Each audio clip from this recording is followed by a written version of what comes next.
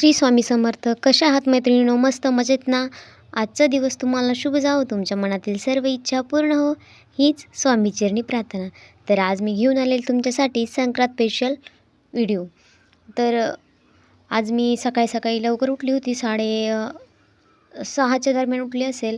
आणि आजच्या दिवशी पूर्वीच्या स्त्रिया काय चूल वगैरे असायची, तर त्या चुलीला पोचारा वगैरे देऊन आणि त्याला हळदी कुंकू लावून त्यावरती रांगोळी काढून आणि मग आपली जी दीप आहे ते प्रज्वलित करायच्या.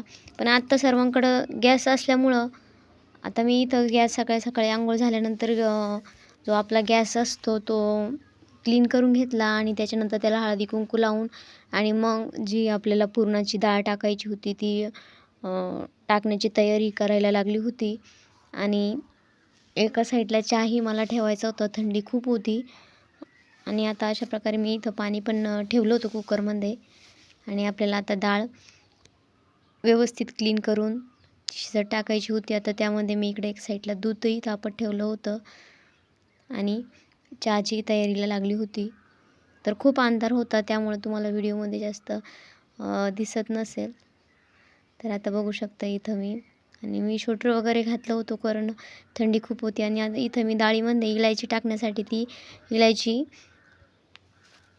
ज्याची ते साल आहे ती बाजूला काढून घेत आहे. आणि जी साल आहे ती आपल्याला चहामध्येही उपयुक्त ठरते, त्यामुळे मी त्यातलं जे बी आहे ते थोडं आधी बारीक करून घेतलं होतं आणि काही जसं होतं तसंच टाकून देत होते. आणि खूप छान असा स्वाद येतो. आणि ज्या आपल्या पुरणाच्या पोळ्या आहेत त्याही छान लागते. आमच्याकडं मांडे करतात, मला नाही जमत, पण सासूबाई करतात. काही ठिकाणी पुरणपोळ्याही केल्या जात्या. तर कोणाकोणाकडे काय काय पद्धत आहे ते मला कमेंट करून नक्की सांगा. तर आता इथं मी डाळ टाकून देणार आहे आणि डाळ टाकल्यानंतर आपल्याला पुढच्या तयारीला लागायचं आहे. तर आता कोणाकोणाकडं संक्रांत कशी साजरी केली जाते ते तुम्ही मला कमेंट करून सांगा. तर मी आता सांगते आहे तुम्हाला की आपल्या महाराष्ट्रात प्रत्येक सण साजरा होतात, तेही अतिशय आनंदाने आणि उत्साहात साजरे केले जातात. तर बघू शकता तुम्ही, अजूनही खूप अंधारच होतं आणि त्यामुळं मी बाहेर काही शूट घेऊ शकत नव्हते आणि चहूबाजूनी पूर्ण अंधार होता. तर इथं आता मी चहा उकळत ठेवला होता आणि थंडीमुळे चहाची खूपच आपण काय म्हणतो त्याला ओढ लागली होती. तर आता माझा इथं चहा मस्तपैकी उकळून झाला होता आणि आता मी मस्तपैकी चहावरती ताव मारणार होते. सकाळी उन्हाळ्यात नाही पण थंडीच्या दिवसात चहा लागतोच. आणि मी मस्त सकाळी असा छानपैकी चहा केलेला होता. आता इथं माझा चहा करून झाला होता, मुली झोपल्या तोपर्यंत मला बऱ्यापैकी काम आवरून घ्यायचं होतं. आणि आता इथं मी चहा केल्यानंतर आपल्या पुढच्या स्वयंपाकाच्या तयारीलाही लागणार होते. तर आता माझा चहा झालेला आहे, बघू शकतो मस्त आपल्या घरच्या गावरान गाईच्या दुधाचा चहा मस्तपैकी बनला आहे. आणि आता इथं आपली डाळ शिजली होती. तर मी त्याच्यात तुम्ही जर बघत असाल व्हिडिओ तर काही मी शूट केलेला आहे किंवा काही माझ्याकडून शूट करणं झालेलं नाही आहे.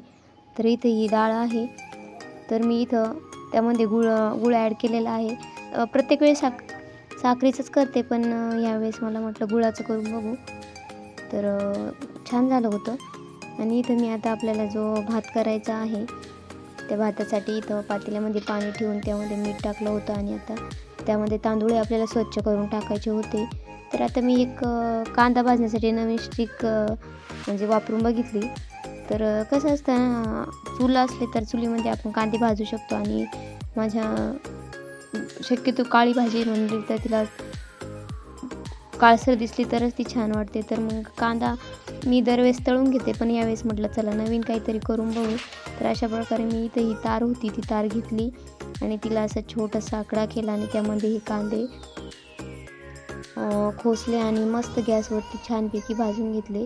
तर खूप छान अशी आपण जी काळ्या मसाल्याची तरी म्हणतो तशी भाजीला तरी येते. एकदा तुम्ही नक्की ट्राय करून बघा, खूपच छान अशा प्रकारे भाजून घेता येतात ते. आणि खूप छान असे भाजले होते कांदे. तर मी नवीन शिकत राहायला काहीच हरकत नसते. तर आता मी तुम्हाला इथं सांगत होते की आपण संक्रांत कशी साजरी करतो. ज्याप्रमाणे आपण दिवाळी, दसरा, गुढीपाडवा, गणेश चतुर्थी, नवरात्र यासारखे अनेक महत्त्वाचे सण आपण साजरे करतो. त्याचप्रमाणे मकर संक्रांतही आपण चांगल्या उत्साहाने साजरी करतो.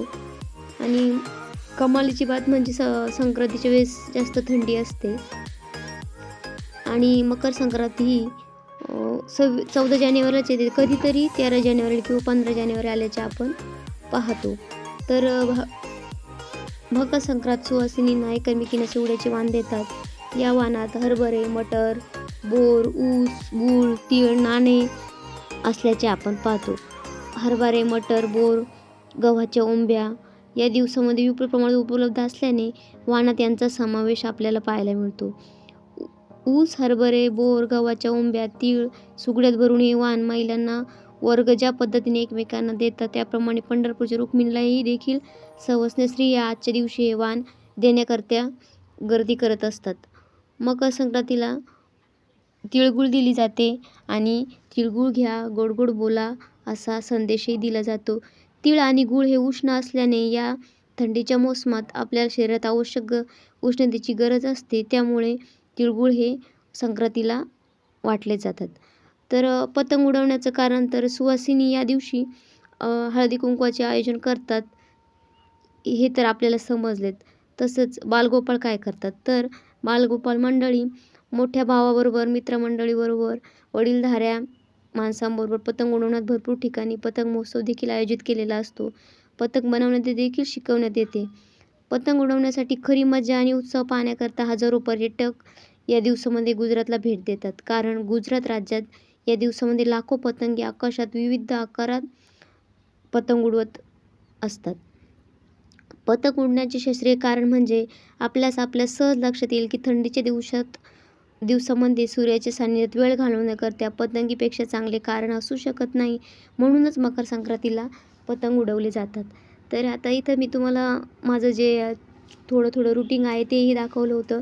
आता इथं माझे कपडे वगैरे धुवून झाले होते आणि इकडं आपल्याला करायची होती रश्शी. आम्ही रश्शी पण म्हणतो आणि सार पण म्हणतो. आता इथं मी हे जे मसाले आहे ते काढून घेत आहे. कांदा लसूण मसाला, प्रवीण मसाला असे जे थोडे जे मसाले आहेत ते यामध्ये आपल्याला हा बघा इथं अंबारीचा चटपट मसाला घेतलेला आहे आणि इथं यामध्ये मी जो आपला घरगुती बनवलेला मसाला आहे तोही टाकणार आहे. खूप छान अशी भाजी लागते. तर आता इथं आपण हे सर्व मसाले थोडे घेणार आहोत आणि ते भाजीमध्ये ॲड करणार आहोत. आता इथं मी तुम्हाला हळद, धना पावडर, जे तुम्हाला मसाले दाखवले ते, हिंग पावडर, लसूण, तेजपत्ता, कोथिंबीर हे सर्व घेतले आणि आपला जो कांदा होता तोही आता इथं तव्यावरती तेल टाकून आणि थोडंसं खोबरं घेऊन इथं आपण भाजून घेतलेलं आहे आणि आता याचं आपण मिक्सरमधून वाटण काढून घेणार आहोत.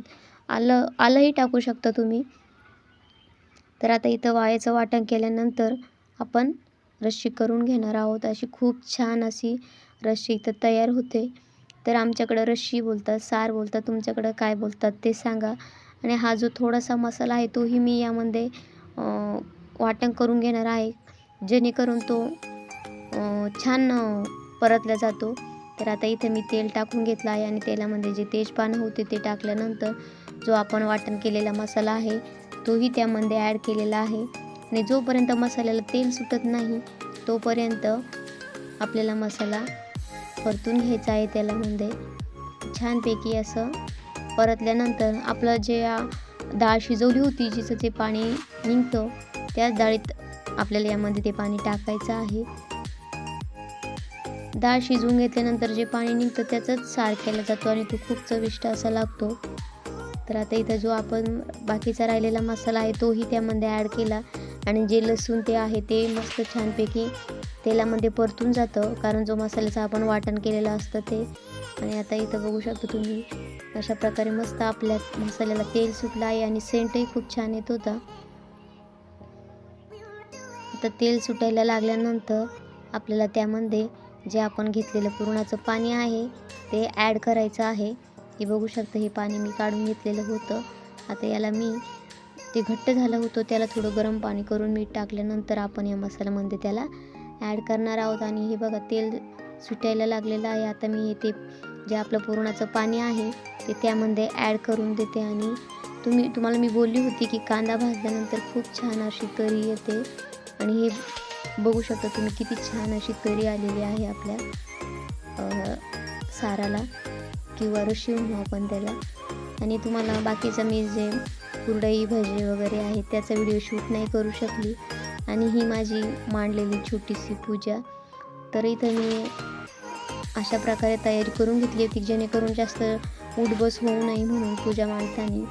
आणि आमच्याकडं तुळशीचा आणि जे सुवासिनी स्त्रिया आहेत त्यांचा अशा प्रकारे जे खण आहे ते मांडले जातात. तर इथं एक तुळशीचा, एक आजा सासूबाईंचा आणि एक सासूबाईंचा, एक जावेचा आणि एक माझा असे 3 ते 4 खण मांडलेले होते. म्हणजे हे 2 आणि ते 4 खण मांडलेले होते.